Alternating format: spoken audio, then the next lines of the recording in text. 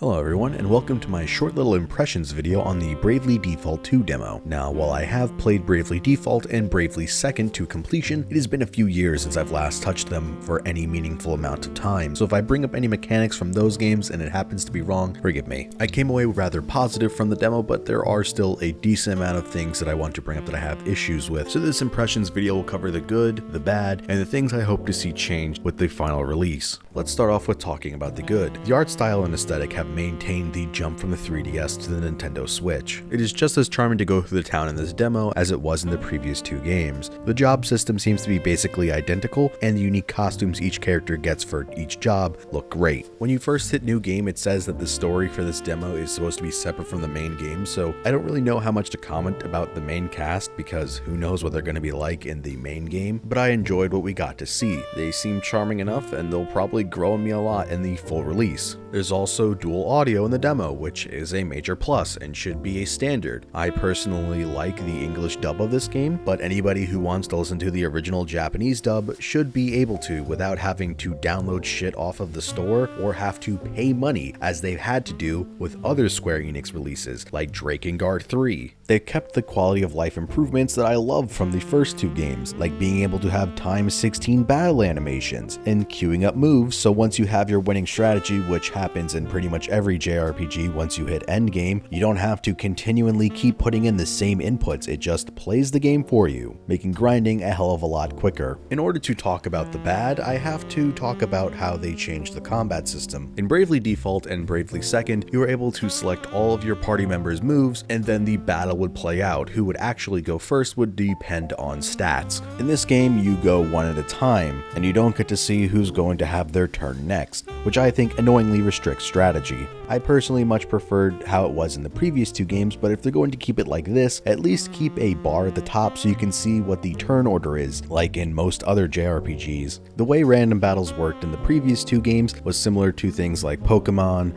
or Nocturne, where you're just walking around and then eventually a random battle would initiate. In this game, as you're walking around the overworld, you can see the enemies. You can walk up to them and whack them to initiate battles, and if you strike first, you get a bonus. I personally really dislike this method. For one, with this change, it removes one of my favorite quality of life features from the original two games, the random encounter slider, where you can set it to 0% encounter rates where you'll never run into a single battle and you can just run from wherever you are to either the town or a boss, or you can set it to like 200, I think it went up to, so you're constantly getting into battles, making grinding incredibly fast and easy. With this feature, you were able to control and dictate how you wanted to grind. Get a bunch of levels till you're comfortable fighting the enemies in the area, then turn off the encounter rates and run right to the boss, instead of wasting tons of time with pointless fucking mob battles that don't matter. The other thing I really dislike about this style of combat is that the melee attack to initiate battles always feels clunky in these types of games. Couple that with the camera in a few areas and I couldn't discern if I was actually in range to hit people. It feels like SMT4 all over again. There was also multiple times where I would get attacked from off screen and couldn't even react in time to the enemy because they were so fast, making it so the enemies get the advantage. If you can't get the surprise attack, you're better off just standing still and let the enemy come to you and swinging just a little bit earlier, because it seems like the hitbox goes past the actual sword itself and leaves a trail for a few seconds, so you're able to still get the hit. Besides how combat is initiated, my other biggest complaint with this demo is the camera. It might just be due to the terrain of this one area for the demo, but there are multiple spots where the mountains get in your way and obstruct your vision, making it really easy to get sidelined by enemies. I also found I could never get the camera just in the position I wanted. It might be due in part to the area being a hilly desert, so a more flat ground based area won't have these issues, but like I mentioned earlier, I couldn't position the camera in a way where I was able to judge the distance properly from enemies in order to strike and initiate battles. There were also multiple areas where I felt like I wish I could be seeing more of the horizon and pan the camera down more to something slightly above a third-person perspective so you can get more of the horizon and see what you're walking towards, which would reduce more leap of faith type gameplay where you're walking forward and you just have to pray that there isn't an enemy that's really fast off screen that's looking at you and it'll run up and initiate combat before you can even react. I hope in the full version they allow you to actually move the camera around in the dungeon, because you seemingly can't in the demo and it only exacerbates every issue that I've already mentioned dimension tenfold. I would also like a full map that I could just hold a button down or go into the menu and look at and see the entire area, because the minimap is pretty useless unless you're using the extended mode, which takes up a third of your screen, which again obstructs more of your vision, which leads to more surprise attacks from an enemy which you couldn't see because you're looking at your map. Maybe having enemies marked as little dots on the minimap would help prevent surprise attacks from enemies you couldn't see because you can't move the camera or because the extended map is obstructing your vision.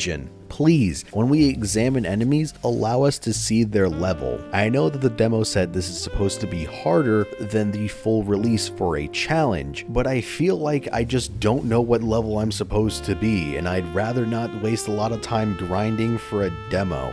In this demo, magic feels like it's always the best option. So many fights you're fighting more than 4 enemies, so magic can be used for AoE attacks which has no extra costs, and unless I just happen to not get that ability because I didn't grind enough, there's no melee multi-target attacks. And with how hard some enemies hit, I felt like I should just make my team be 4 black mages, with the other classes being a secondary. And I don't want that to come off like I want magic to be nerfed. In fact, I want the opposite. I want melee attacks to be buffed. I want Vanguard to have an AoE sword attack or an AoE shield bash. Maybe they'll have it in the full game because there is only a limited amount of abilities gained in this demo. I didn't run into any enemies that had any resistances to any of the magics. They just did less damage, so AoE was always just the best option because it dealt with all the other ones and then I could switch to whatever they're weak to. I don't want them to make AoEs cost more because that would just be incredibly stupid and it would just become more of a tedious grind through fights. Either turn it back to just being a 4-on-4 like the old games, or give every class a multi-target ability that you can gain early on. To also minimize grinding, I think it would be good to give a little bit of XP to your secondary job, instead of having to keep setting whatever you want to have leveled as your primary and then switch it back if you want it to be your secondary. One issue that I absolutely hope they fix with the final release is when you do 4 Braves and you have battle animations at anything higher than the base speed, all the lines are going to play at once over each other and just be an incoherent mess.